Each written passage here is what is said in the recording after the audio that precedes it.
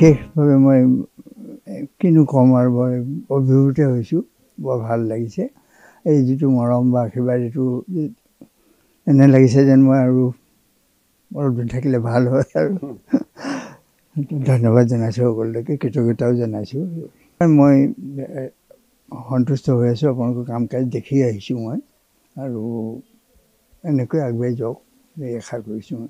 আজি আমি গুৱাহাটীৰ পৰা আহিছিলোঁ, আহি ছাৰৰ আজি 93 সংখ্যক জন্মদিন, আহি ছাৰৰ পৰা আশীৰ্বাদ ল'লোঁ।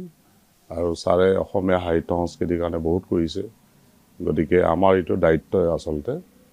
আৰু অহা দিনবিলাকত ছাৰৰ পৰা আমি দিহা পৰামৰ্শ ল'ম, আৰু আমি অসম লাইফে সদায় ৰাইজ আৰু অসমীয়া জাতিটোৰ কাৰণে কাম কৰি গৈ আছোঁ।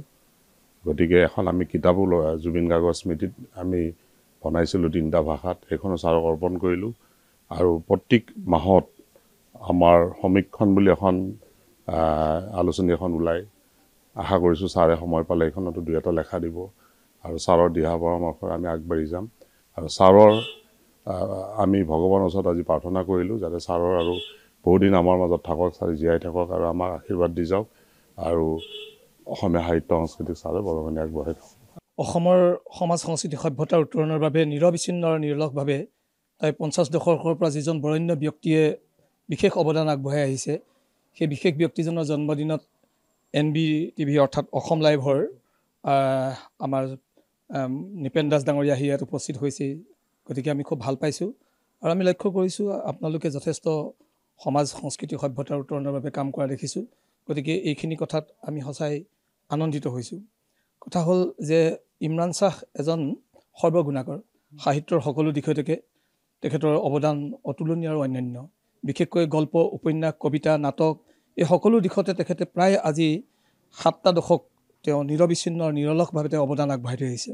আৰু সেইবাবে আমি ছাৰৰ আজি জন্মদিনত আজি আমি সকলোৱে এটা কথা কৈছোঁ যে ছাৰ এজন চৰাই হওক, চৰাই হৈ আছে, চৰাই হওক। এইকাৰণেই যে চৰাই যেনেকৈ বহু দূৰলৈ উৰি যায়, ছাৰো উৰি থাকক, শক্তিবান হওক, তেজাল হওক।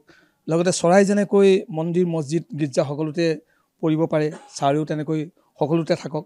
চৰাই যেনেকৈ ধনী মানুহৰ ছাটত যেনেকৈ বহিব পাৰে, অট্টালিকাৰ ছাটত যেনেকৈ বহিব পাৰে, আকৌ একেদৰে যেনেকৈ চহা অনাশাৰী মানুহৰ পজাৰ ছালত যেনেকৈ চৰাই বহিব পাৰে, ছাৰেও তেনেকৈ থাকিব পাৰে আছে।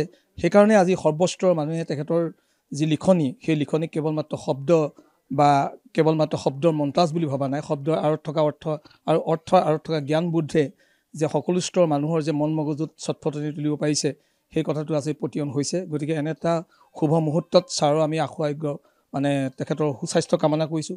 আমি আশা কৰিছোঁ যাতে ছাৰ শতায়ু গৰ্গী আৰু বহু বছৰ চাই থাকক, আমাৰ হৈ থাকক।